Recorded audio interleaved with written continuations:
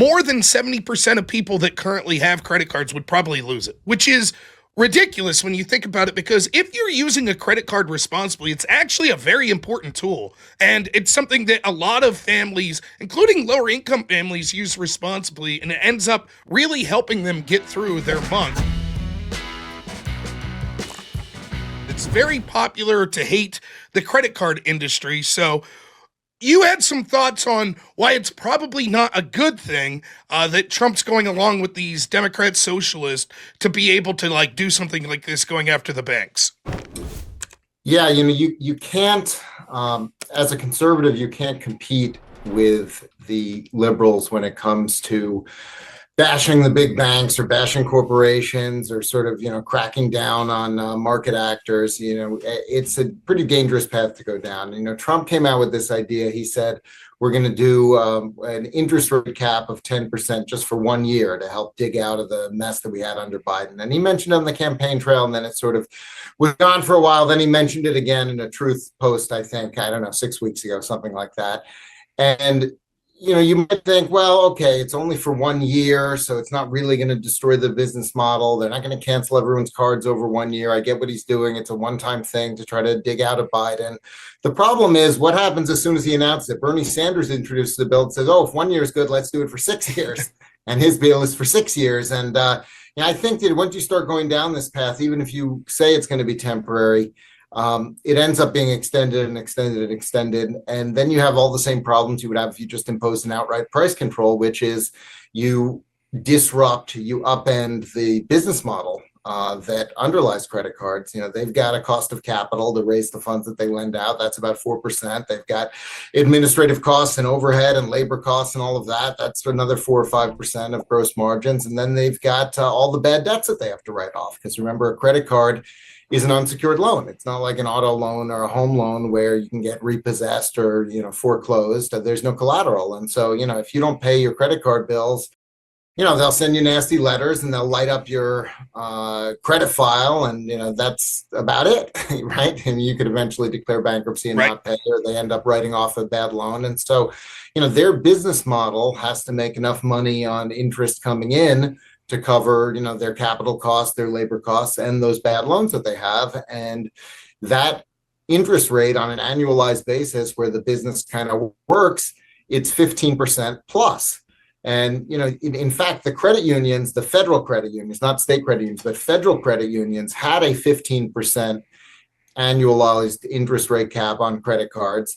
And they ended up getting it increased to 18% because at 15%, they really couldn't make the business work that well. And so, I'm not a fan of price controls in general. I'd rather let markets figure out pricing. But if you do impose price controls, you can't set the number way below the market rate without massive disruption. And, I saw one estimate that if we had, this is permanent, not, the temporary, but if we had a permanent 10% annual interest rate cap on credit cards, nobody would be able to get a credit card with a score under 740, which is like 80 or 85% of people basically would no longer have access to credit cards. And you think about the implications of that for consumer spending, for the economy overall, for just from a household standpoint, what do you do if you have an emergency expense that exceeds your savings and you no longer have access to credit cards? Your only options are going to be worse than credit cards. And so, I'm sympathetic to people who find themselves in a lot of credit card debt, and it is very expensive if you carry that debt long term.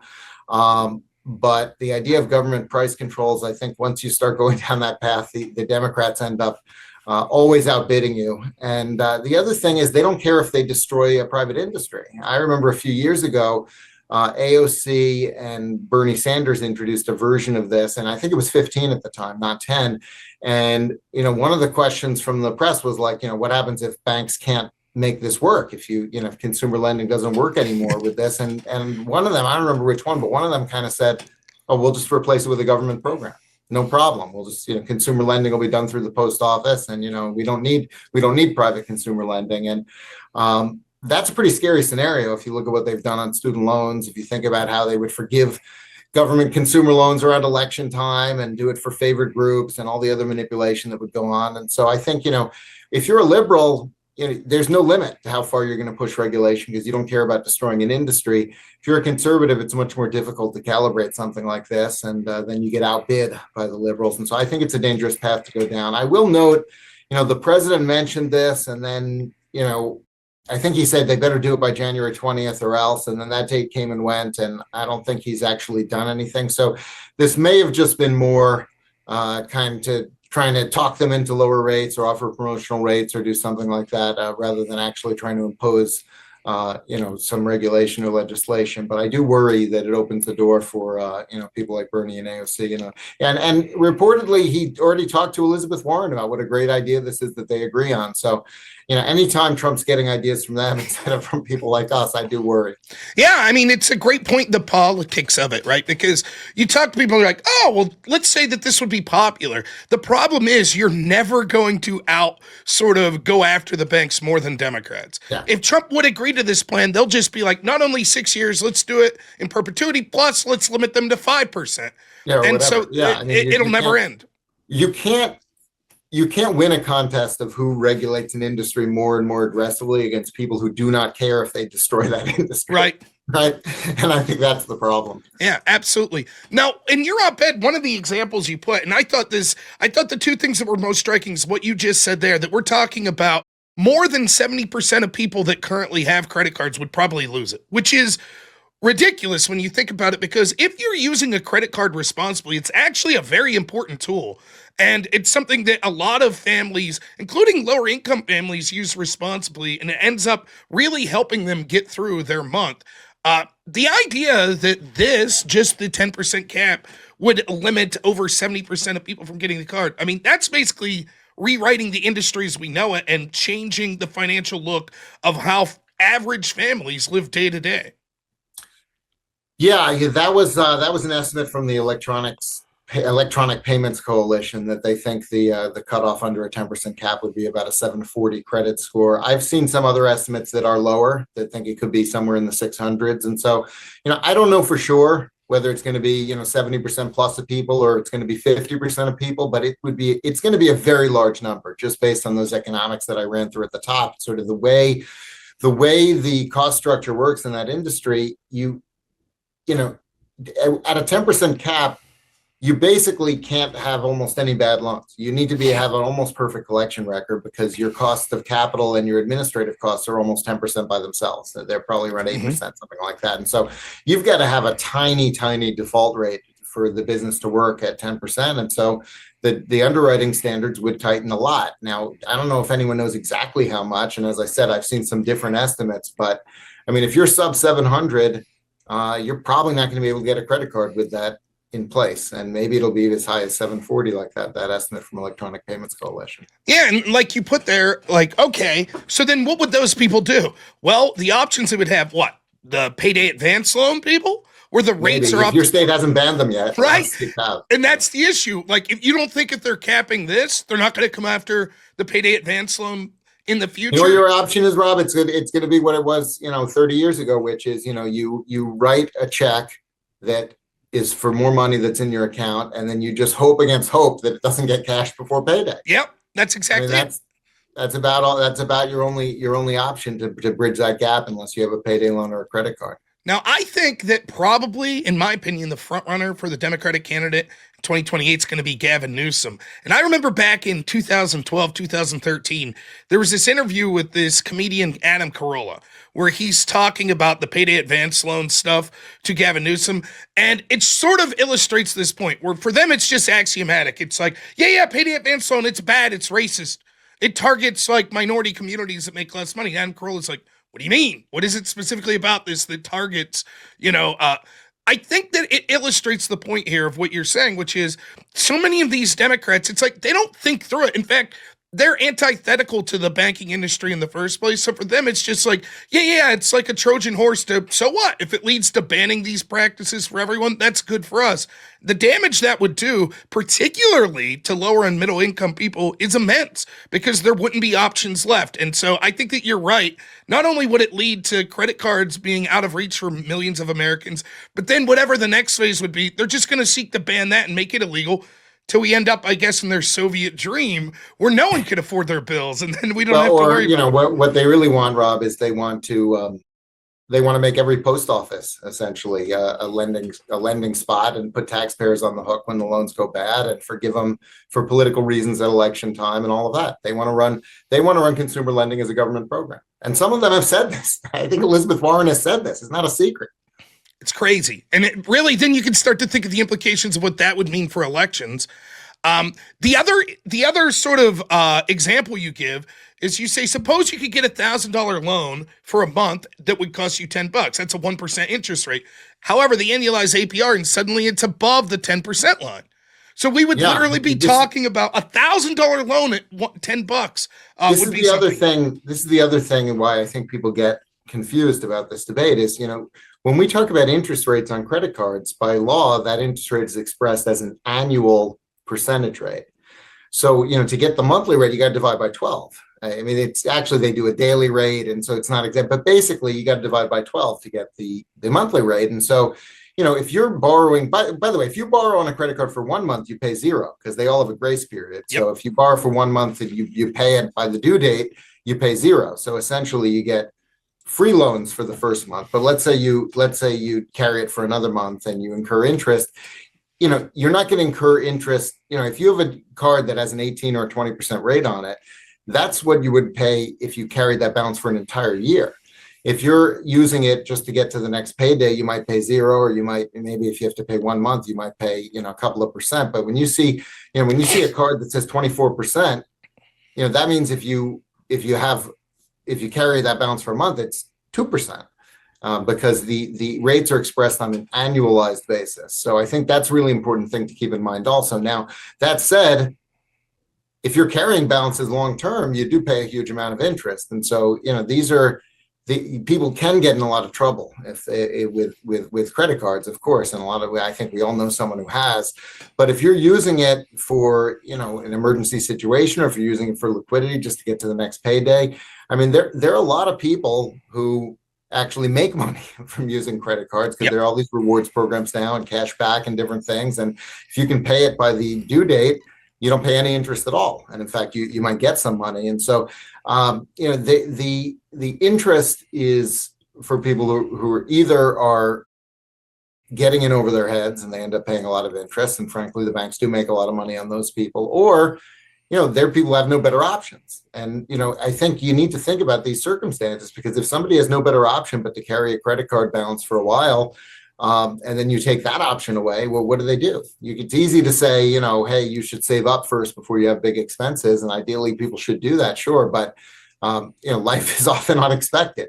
And the other thing, and I think this is why I'm a little bit sympathetic to what the president's talking about on this. The other thing is we just had a huge decline in real purchasing power because of all of the inflation that we had under Biden. And so a lot of people, they were faced, you get towards the end of the month, you lost a couple $100s in purchasing power compared to what you had before, because the price of everything went up a lot more than your income did. And then you have to decide, do I make my kids go without something we used to be able to afford, or do I put it on a credit card and figure it out later? And I think a lot of people said, you know what, I'm going to bridge this with a credit card. And that's why balances have started to accumulate again.